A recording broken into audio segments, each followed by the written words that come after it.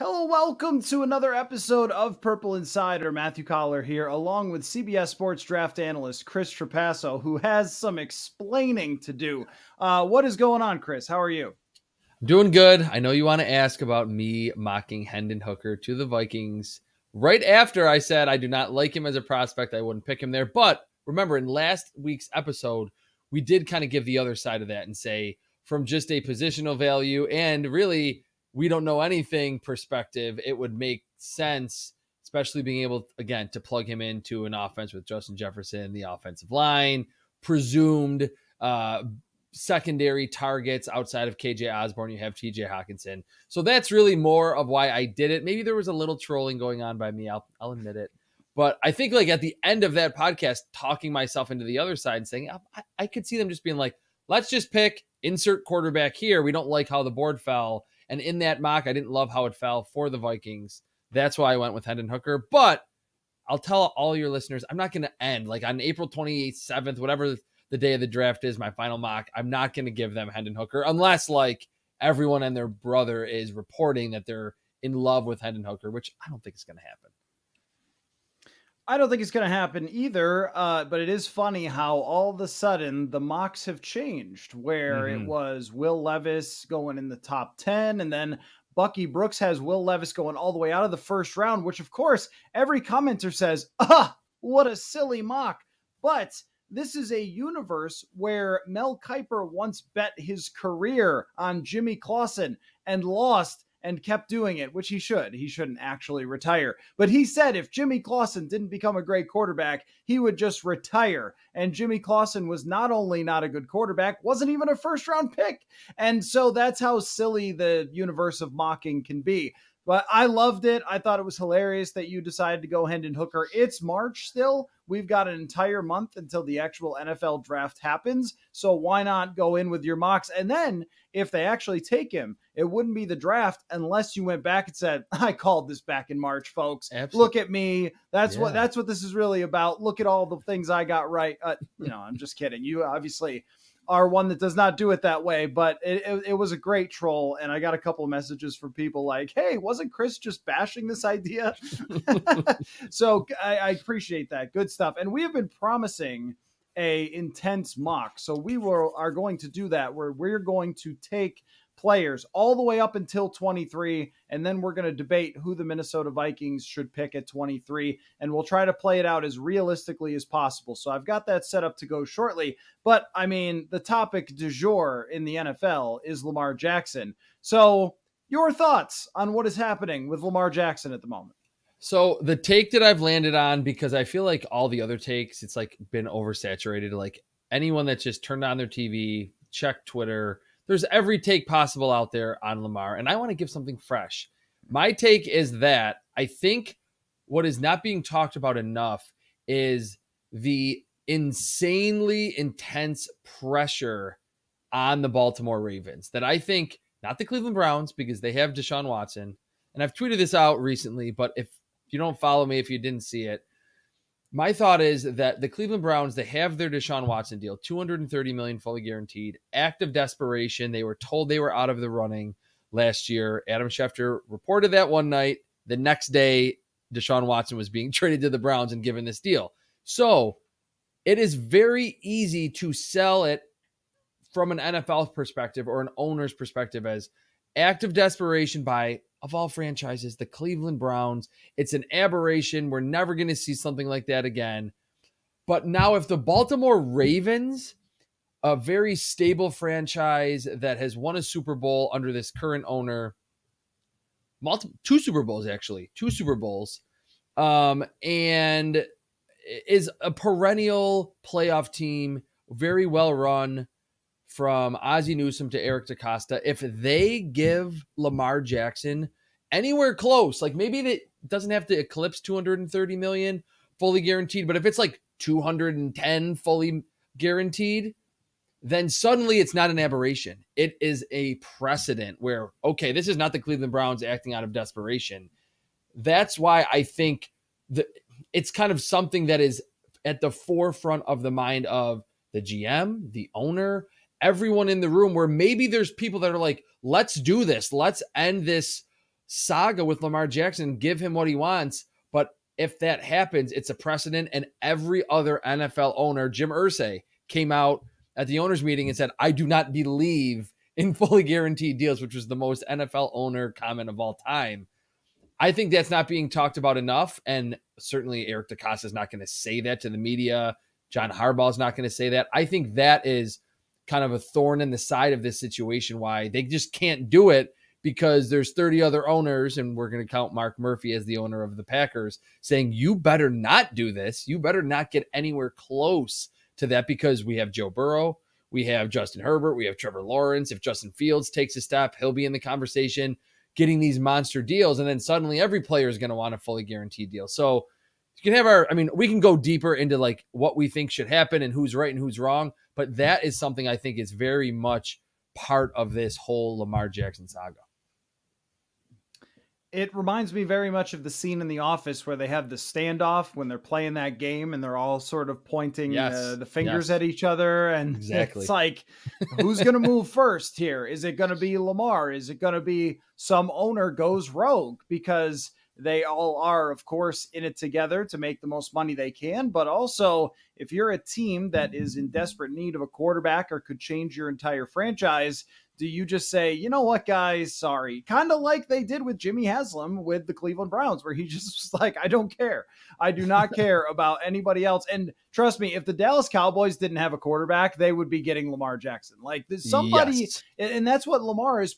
Lamar is probably hoping for that, is that some owner just says, you know what, forget it. I don't care about the Bengals. I don't care about the Philadelphia Eagles. I don't care if quarterback prices go up. I'm trying to win a dang Super Bowl today. So come on down, Lamar Jackson. But as of right now, nobody has done that. And then it's gotten ugly to the point where, you know, we could see Lamar signing a very reasonable deal with someone else just because he feels like the team didn't respect him enough. And we actually see that all the time, where a guy will leave his own team where he actually could have made more money and he'll sign with someone else just to be like, bleep you, I'm not signing with you guys because you didn't respect my value or whatever else. And then they don't find as much value on the open market. So it's a very complicated situation that it doesn't have an end date for a little while here throughout the summer. So they can continue to point their fingers at each other in this standoff and just stand there and see who blinks first. But I do think that, you know, the Ravens are playing a dangerous game here because then they might not have Lamar Jackson like that. Like that's the one thing that, you know, they need to remember too, because they're in this standoff and they're trying to represent, as you said, as a very well-run franchise. They're trying to represent the rest of the NFL in this negotiation, knowing how many quarterbacks are coming down the pipe with these deals. But at the same time, who is their quarterback? It's got Tyler Huntley, nobody. I mean, what do they do if they end up losing Lamar Jackson like that? That's why I've always thought that this ends up with him coming back. But also, how awkward is it if no one offers him anything? They just completely collude against him. No one negotiates in good faith. And then he just has to sign his franchise tag and return to the Baltimore Ravens and walk back in the door at $30 million. Yikes. What I found also interesting with this is that today on the Pat McAfee show, or I guess yesterday on the Pat McAfee show, Ian Rappaport said that he wasn't necessarily or is not asking for $231 million fully guaranteed, that he does want a fully guaranteed deal, but just closer to that. Doesn't necessarily have to eclipse that. And it doesn't necessarily need to be 5, 6, 7, 8 years long. He probably wants it shorter. He's only 25 years old. So to me, I always thought like the Ravens organization, which is probably more so than any other team, obsessed with compensatory picks, and they're fine with letting guys go. That why is this not like a game of hot potato where they're like, we don't want to deal with this anymore. Here, we'll trade you to the Falcons and we'll draft Will Levis or CJ Stroud at 8. And you figure out the contract. Like that is what's surprising to me. But I think no one wants the hot potato because of that elephant in the room with the fully guaranteed deal. I think it's going to be a standoff for a very long time. I mean, unless a team swoops in and is able to offer him somewhat close to what he wants, I think a short-term deal is what it ultimately will be. That it would be a 2 or a 3 year deal, fully guaranteed, so that fully guaranteed amount is not eye popping. Like there's not sticker shock. Like, oh my God, he got over 200 million fully guaranteed, but is close in terms of average per year to maybe where the Aaron Rodgers and the Patrick Mahomes and the Deshaun Watson contracts are. That's what I think will ultimately happen. But you're right. It feels like if everyone is just standing there with the little finger guns at each other, it probably would end with, all right, he's just going to go back to the Ravens, play on the franchise tag, or just not play at all. And then it goes into unprecedented awkwardness level that we've never seen at the quarterback spot.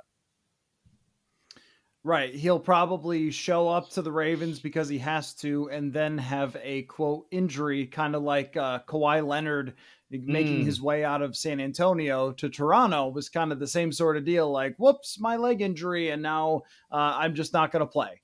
So, athletes can do that if they want to. And this is not something that's never happened before. If you go back through history, there's been a lot of contract negotiations, and some actually resulted in players missing whole years. If you go back to the Bobby Hebert thing, and that's a ways back, but all the way back to, I think it was 1990, he sat out the entire season because the Saints wouldn't trade him and wouldn't pay him. So it is not a first. There's been conflicts like this, but this one is so much more public with him tweeting and telling everyone what is going on. That's sort of up to the ante. So now it also comes down to ego as well, where it's like, well, if Lamar takes a reasonable deal, then he loses, right? And it sort of reminds me of the Le'Veon Bell thing, where it's like, Le'Veon Bell actually took a good deal. And I remember going back and comparing his actual cash, not cap hits, not total that was tweeted out, actual cash versus other running back deals. And he actually did well for himself in that contract. But the whole media, right, the expectation was set so high by how hard he fought for it. The whole kind of national media was just like, oh, that wasn't worth it and whatever else. But that's what Lamar is probably looking to avoid, because now he's competing with the Ravens over this as well. So we'll have plenty more time to talk about it. Do you like the idea, before we get to our mock, of the Vikings trying to get Lamar?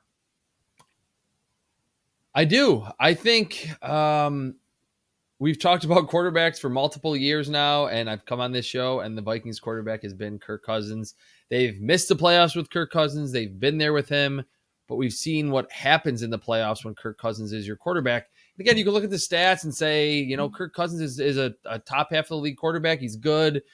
Has a high floor. He has one of the higher floors in the NFL. But when you get to crunch time against good teams in the playoffs, he's just not the guy.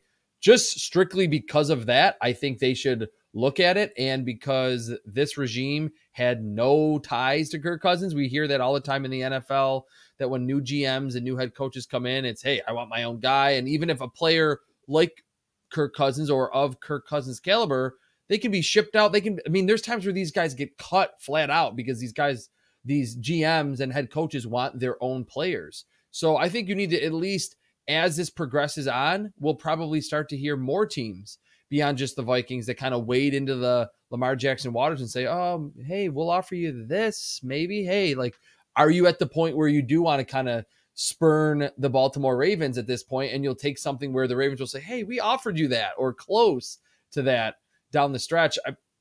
I like the idea. I mean, I would not pay Lamar Jackson close to the Deshaun Watson deal. I don't think he's an unquestioned top 5 quarterback in the league. But I do think he is a dynamic threat. He would change the Vikings offense quite a bit, and he's still a very good player when healthy, which I know that's a big asterisk, the one healthy part.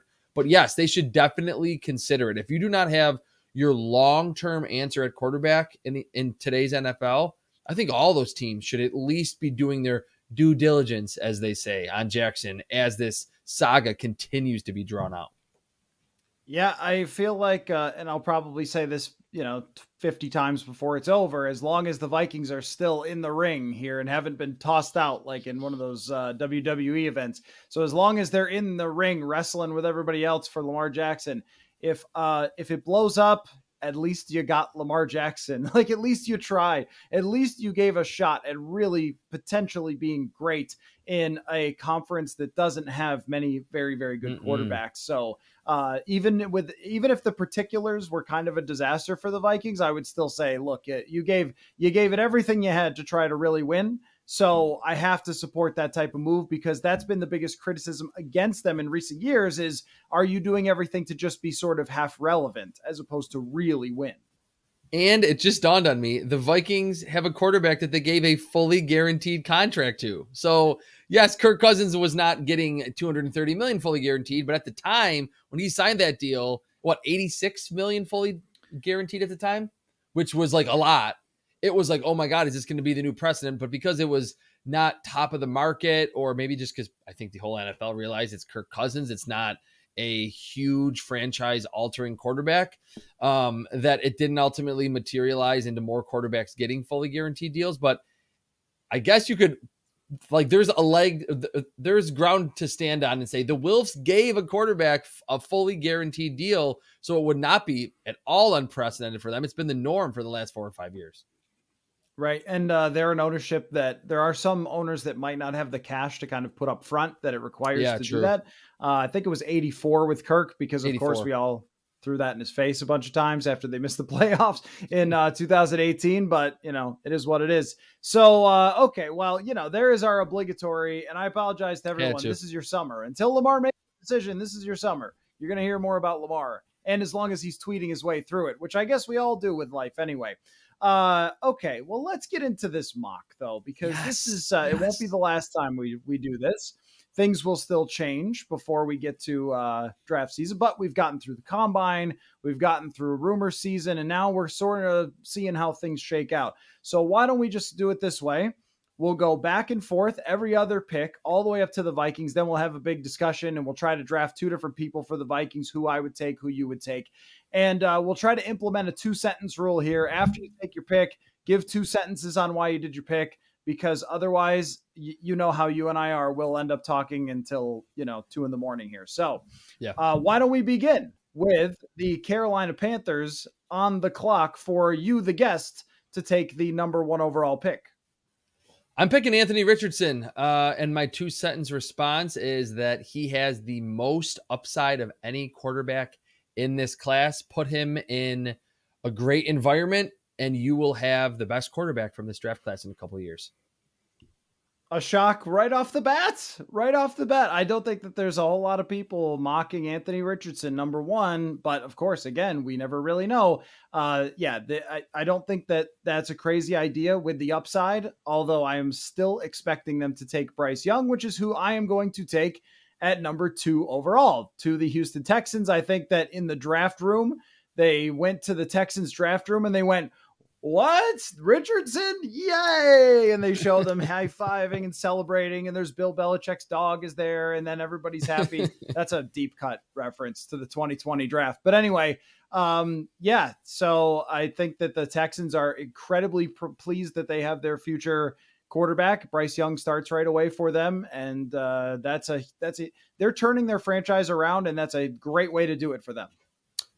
Before we get to number 3, which is the Arizona Cardinals, I want to say, I hope this year when they show those war room cameras, just one time during the first round, I want to see a head coach throw his pen down on the table when they make the pick. The only time we've gotten close to that is last year when the Titans traded AJ Brown during the first round, that Mike Vrabel got up and was really not happy. And actually, now that I'm thinking of it, there was a time where the Eagles, Tom Donahoe, who was a senior consultant for them, forgot who they picked. It was 5 or 6 years ago.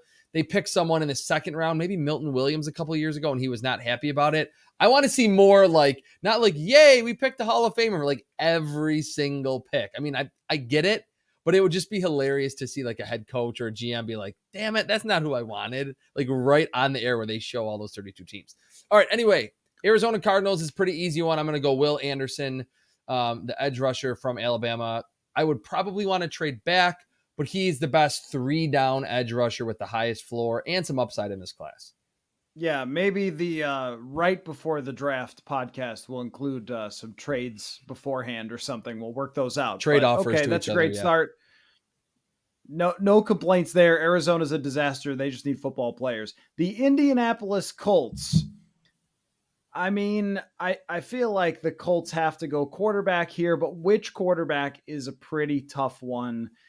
CJ Stroud is the better prospect than Will Levis in my mind. So I will go with CJ Stroud, despite the fact that they could do just about anything because it's Jim Irsay's team. But I will take the obvious Ohio State quarterback, number 4 overall. Good pick. That's what I would have done as well. Seattle Seahawks at 5. Now, I'm not looking at a whole list of prospects, but I am the draft guy, so I should have these guys in my head a little better than you. I will go with Tyree Wilson, the edge rusher from Texas Tech.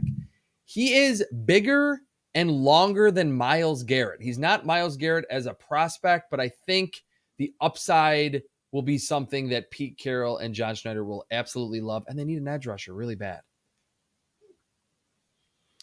Totally fine pick. I do wonder, and I don't know if it's just a little bit of playing games with people trying to trade down, but Seattle does seem like they could pick a quarterback here, but I don't think they'll pick Will Levis. That could just be my guess, but Pete Carroll, I think he would probably like either Stroud or the other guys first, but they could also be trying to get trade offers. That's very possible that he's like, yeah, we love these quarterbacks. Why don't you tweet out a picture of us and these quarterbacks when they really just want to trade down?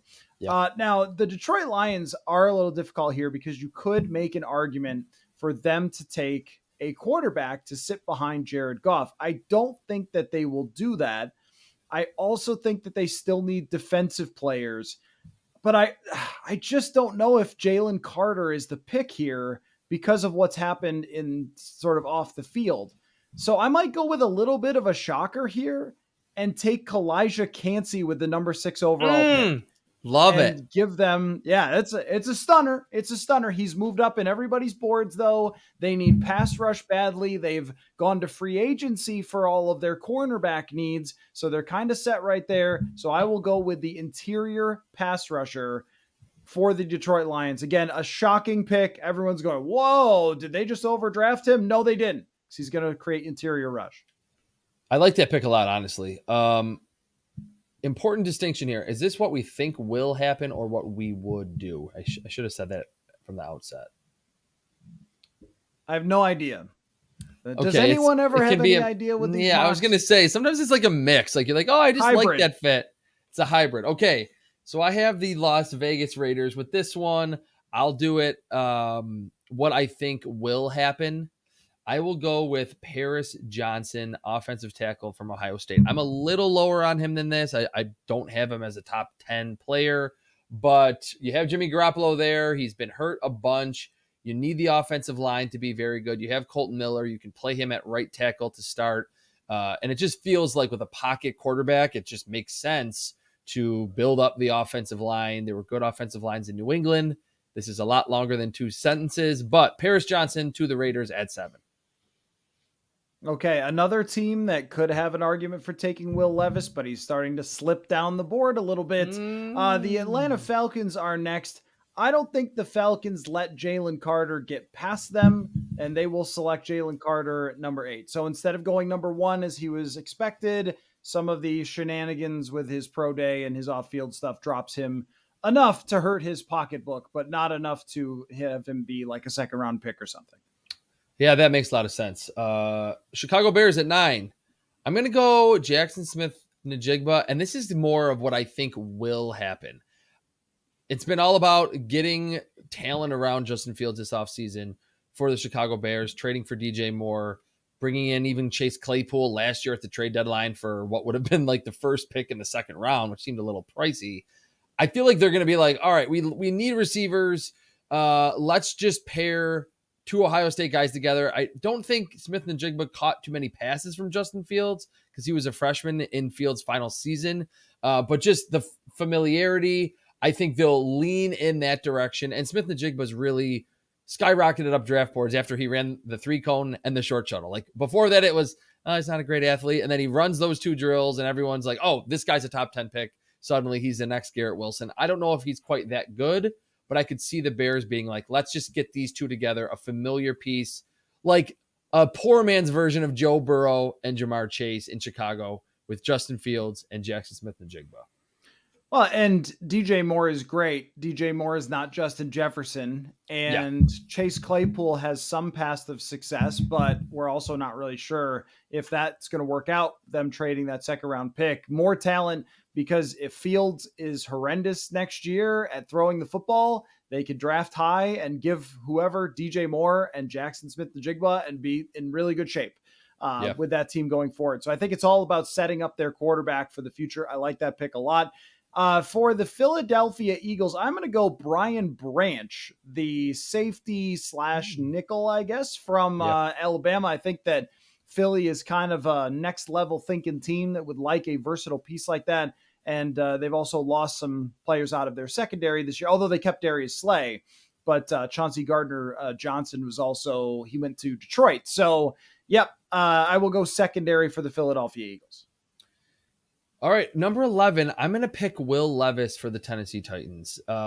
We talked at nauseum last year about Malik Willis. I was wrong. Most draft analysts were wrong. Like, all these quarterbacks got picked way later than expected. 3rd round for Desmond Ridder and Malik Willis. And it just felt like last year, at any opportunity that Tennessee coaching staff had to bash Malik Willis and say he's not a quarterback, he can't do anything, they did it. And to be a 3rd rounder, yes, it's the same regime, same head coach, but it just feels like they're not really tied to Willis as a long-term answer. And were they expecting to pick Will Levis? No, but now he's here. He's got the big arm. They have 2 big, physical specimens with cannon arms in the quarterback room. Ryan Tannehill's future, they've said, oh, he's our guy, but we've heard that from other GMs in the past. He just doesn't make sense for them to keep him on the roster. Will Levis falls to them, and they pick him at number 11, the Tennessee Titans. You know what used to happen back in the day was you could send players to NFL Europe and give them, like, players who are on your team. I wish you could do the same thing for Malik Willis to the XFL, because I'm sitting here watching AJ McCarron, and one of the things AJ McCarron said was, look, I want to play. Like, I want to get a chance here, as opposed to being somebody's number 3 quarterback who's on their practice squad or something. I wish Malik Willis could go and play in the XFL for like 2 or 3 years, 4 years. I mean, because sometimes it takes that long, because I think his skills could be honed over that time. But basically, the way teams have to look at it now is, if you need any more than 1 year to develop, you have to be like a 3rd round pick, because they know that big money decision is coming. And you end up in a Jordan Love spot where, oh, great, Jordan Love's developed, and if he's good, then you have to pay him. It's like, well, now, and the pay is so high that you get in trouble. So anyway, to your point, yes, they do have to look at the Malik Willis thing like, oops, that didn't work out. Go back to the quarterback. Like that pick for sure. Next is the Houston Texans. They need absolutely everything, but especially a wide receiver. So I will stay with Quentin Johnston in Texas and go to the Houston Texans to replace Brandon Cooks, who they traded to the Dallas Cowboys.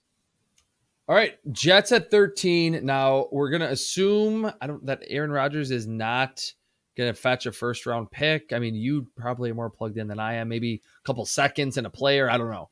Let's just keep it with the Jets. I'll go Peter Skoronski, the offensive tackle / guard from Northwestern.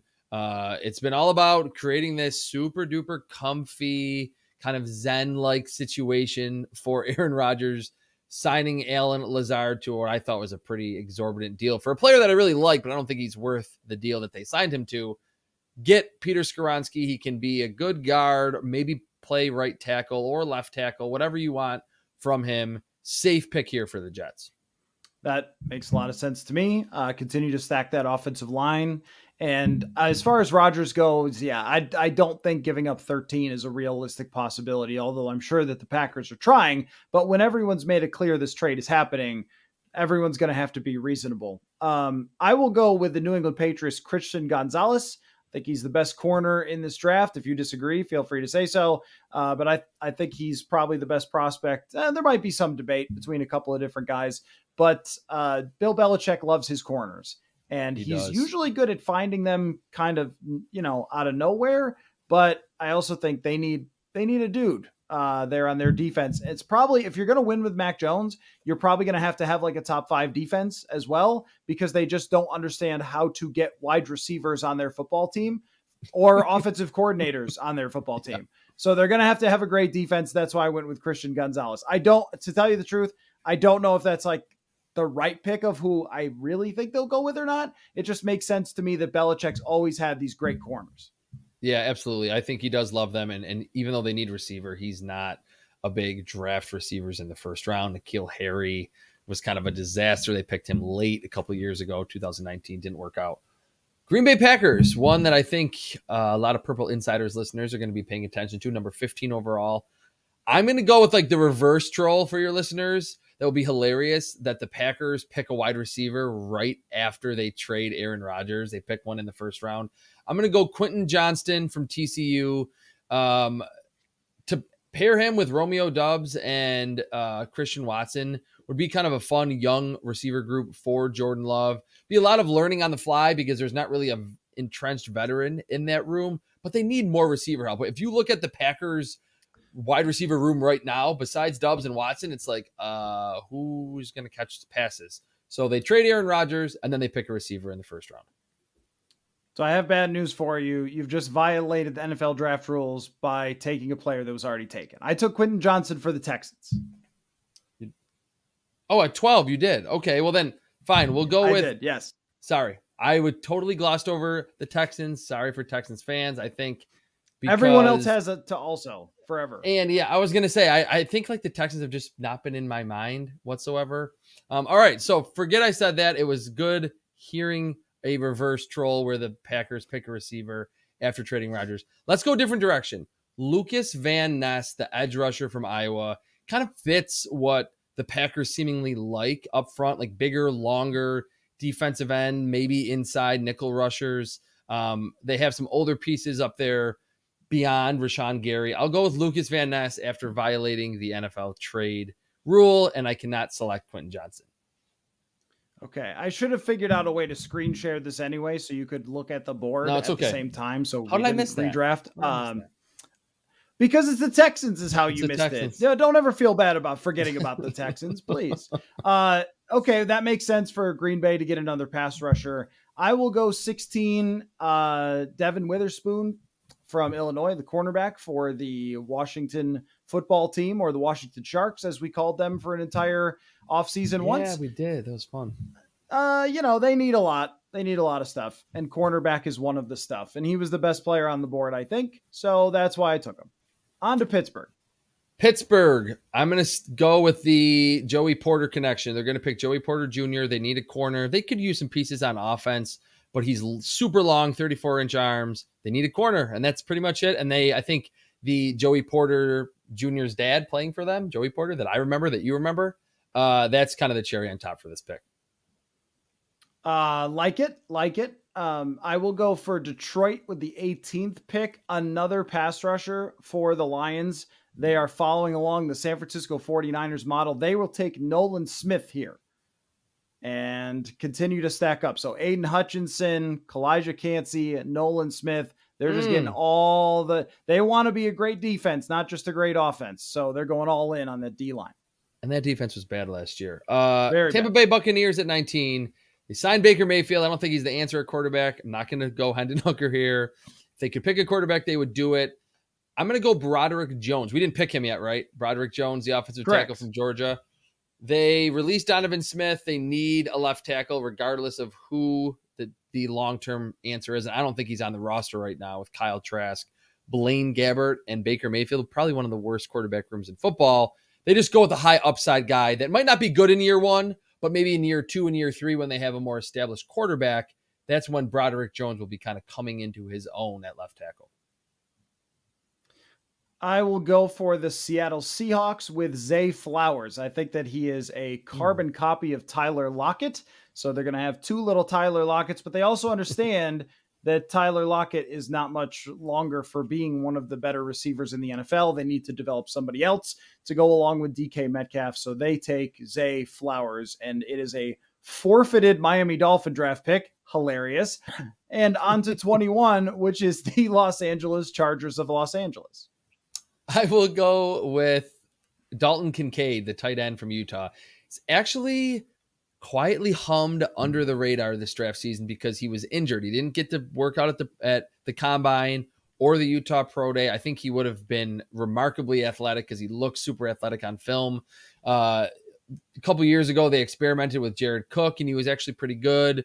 I think that's just what's really missing in this Chargers offense. It's pretty good, but needs another weapon outside of Mike Williams and Keenan Allen. Dalton Kincaid for the Chargers at 21. So Baltimore is a little bit tough here because if they get Lamar back, maybe they want to get him a wide receiver, but there is also a couple of very good corners, a couple of good defensive players here. They do like to draft defense high, and they have done it a lot in recent years. So there's a part of me that wants to go Jordan Addison, also a part of me that wants to go Deonte Banks. And part of this is that the Vikings pick is up next. And it's like, well, who do I want to take off the board for the Vikings? I don't think they'll draft a receiver, although Rashad Bateman is unhappy for them. I don't know. I'm going to go Deonte Banks for the Baltimore Ravens, that they'll go with a cornerback. So that leaves us at the Minnesota Vikings. And maybe you could say I purposefully left Jordan Addison there for myself, but I'm also looking at Will McDonald with this pick, Josh Downs, Maisie Smith.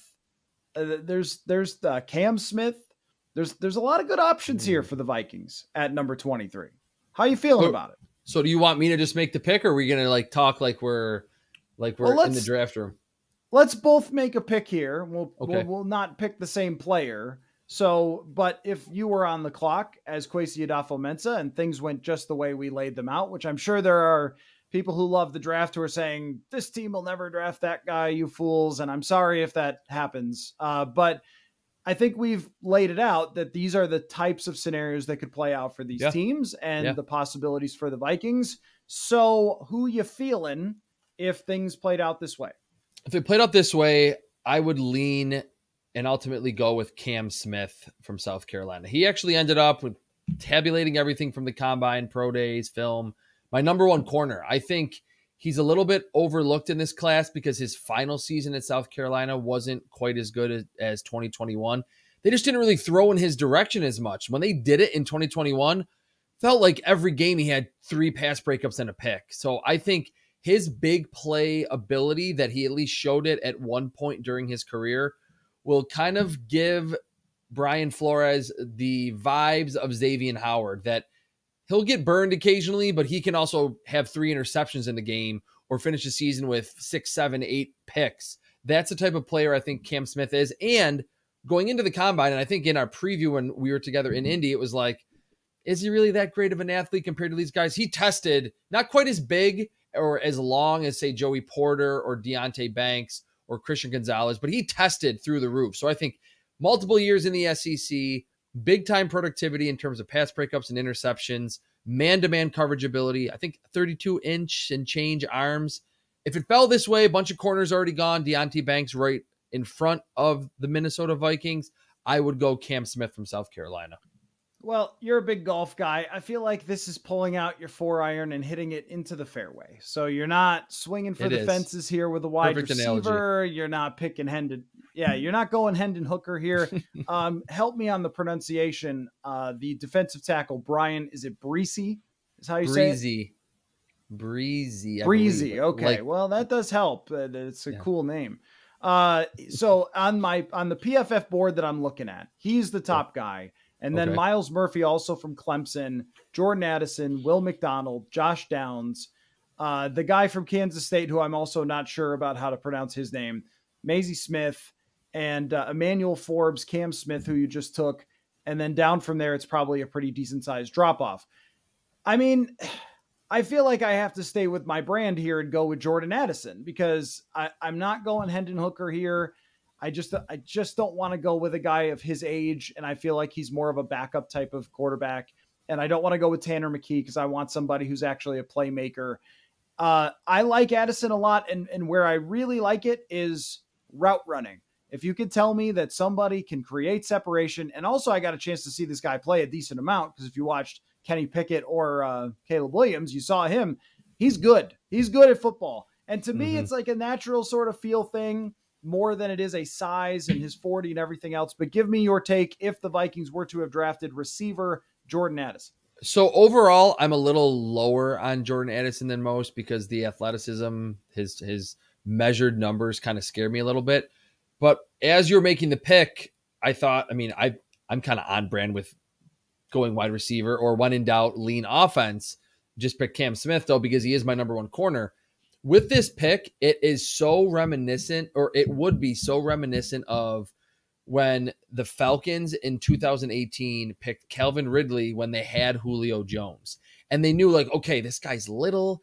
Calvin Ridley, go look at his combine figures. They were not good. They were comparable to Jordan Addison's. And he said, hey, I kind of try to, and it's smart of him to say this. I'm sure his agent probably tipped him off on this, to say, hey, like, sell yourself as the next Calvin Ridley, because this is this smaller 5'11", 170, 180 pound receiver that didn't test well. That's become a quality player at the next level. I think a big key to why Calvin Ridley was able to develop into, he's not an elite receiver, but a good one, is that he was able to come into the league and was not seeing number one corners. And really a lot of the defenses were like, holy crap, it's Julio Jones over there. We need to focus all of our attention on him. That is the type of situation that Jordan Addison would be falling into with Justin Jefferson in the same wide receiver room on the same team as him. So if you say a team is going to pick Jordan Addison and he's their number one right away, I would despise the pick. I have him as like a mid-second round guy, but this fit would make a lot of sense if you're thinking he's the next Calvin Ridley, because he would have a Calvin Ridley type career arc or situation early in his NFL career. I swear, if you mock Jordan Addison in your next mock to the Vikings after just saying that you hate my pick, but I'll just throw this out there. I don't think, after my personal experience watching some elite wide receivers in front of my eyeballs, that the 40-yard dash, that even the high jump or whatever, that they tell you a whole lot about being a great wide receiver. If you go back and look at Stephon Diggs, go look at Adam Thielen, they did it by running routes and making plays. And the thing about Jordan Addison that I really like is when you look at his production, and this is not against a bunch of, like, you know how the Jalen Darden thing got me and I really liked him and he wasn't any good. That was at North Texas or something. This is at Pitt and USC. And we've got 60 catches. We've got 100 catches. We've got, 59 last year, played fewer games, but 14 yards a catch, 16 yards a catch, 8 touchdowns, 17 touchdowns. This guy has all sorts of production against pretty good competition. I just think that sometimes we overthink it. Cooper Kupp was an example of overthinking it, where it's like the dude did nothing but just catch ball and make plays. And sometimes that's what it comes down to. None of us really know, but if you're giving me a choice between a great athlete or somebody who has made the plays, I probably take the guy who's made the plays. Yeah. And this is where, like, so I don't think I'm doing the real-time CBS Sports draft grades for the first round this year. Usually Pete Prisco does that. And then starting Friday from round 2 until the last pick in the draft, where my eyes are falling out of my head at the end, I do all those picks or all those grades for each individual pick. This is where I have to would have to separate, okay, I have Jordan Addison graded in the 40s, but from what I just mentioned, I like the situation for him, and that this is a team that clearly prioritizes what you talked about: separation ability, savviness. Maybe you're not going to test through the roof. I know Justin Jefferson was, but I don't think even last year, Adam Thielen was not one of the most athletic, explosive, dynamic receivers in the NFL for his entire career. Intricacies, nuances, shoulder fakes, head fakes, changing speeds to get open. That's the kind of stuff that I think Jordan Addison does do pretty well. So on paper, I would say, hey, I have a second round grade on this guy and they picked him at 23. That's a bad pick.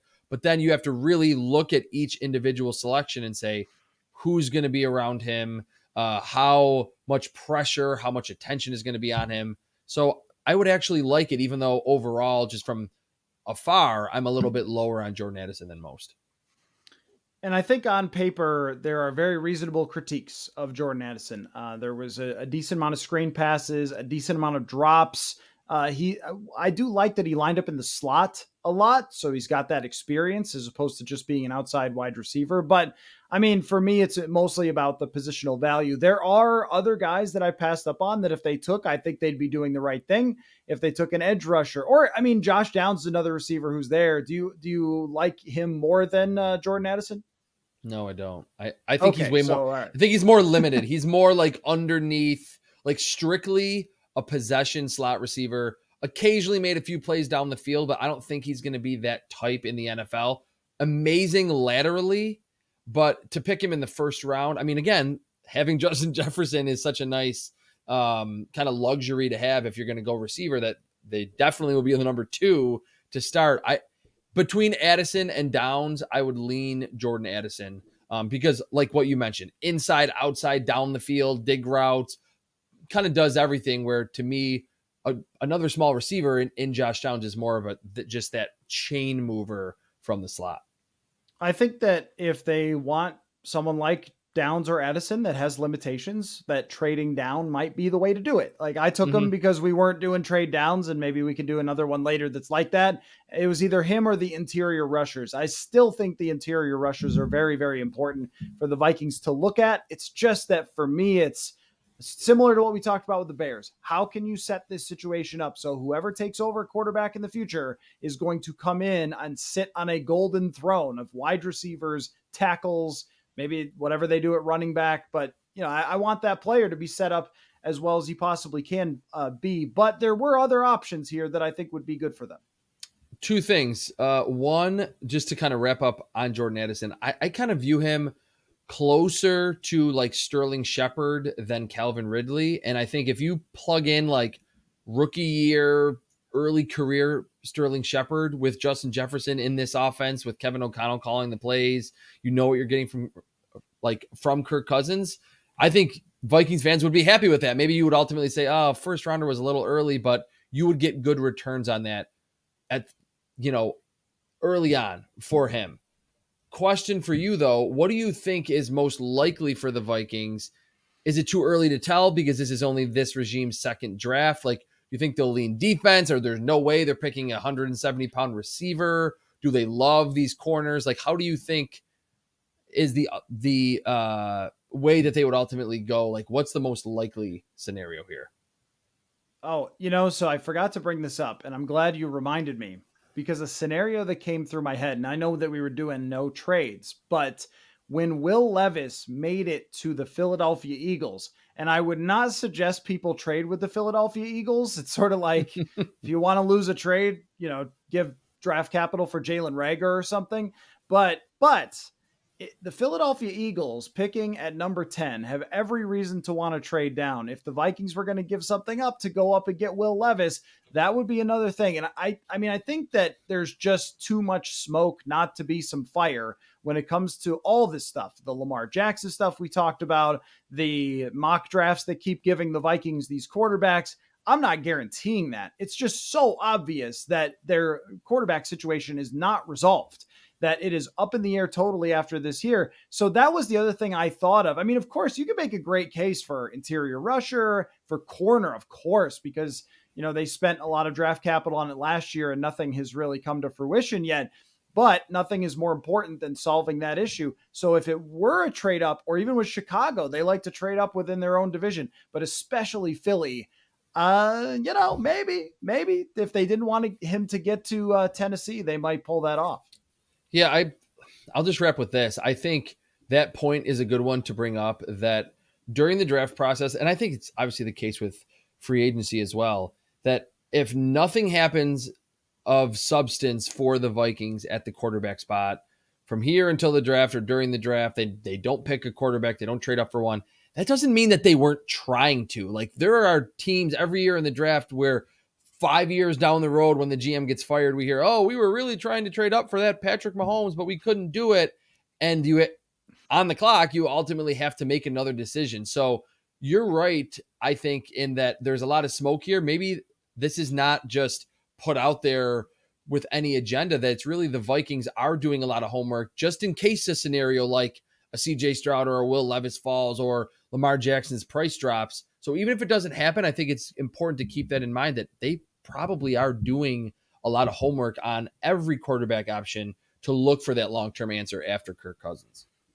And I do know, I mean, again, it seems decently likely that they could do it, but Kevin O'Connell always meets with all the quarterbacks. Like, he's a quarterback. He said he always comes to the combine, always meets with them. And the year that they didn't with the Rams, he hated it because he wants to get to know all the quarterbacks. You never know when you're going to need one down the road, a backup. He even brought up guys joining coaching staffs and getting to know them. So that is something when you say, oh, well, they're doing their homework. Like, well, they're going to do their homework all the time. And I think most teams probably do on the quarterbacks. But this was really fun, Chris, and we will definitely do it again at some point before the draft. We will go all 32 teams, and I am proud of us that we made it through this without getting fixated on one pick before the Vikings and debating it for like 20 minutes and then going way over the time that we expected. So we did it. We did a great job with this.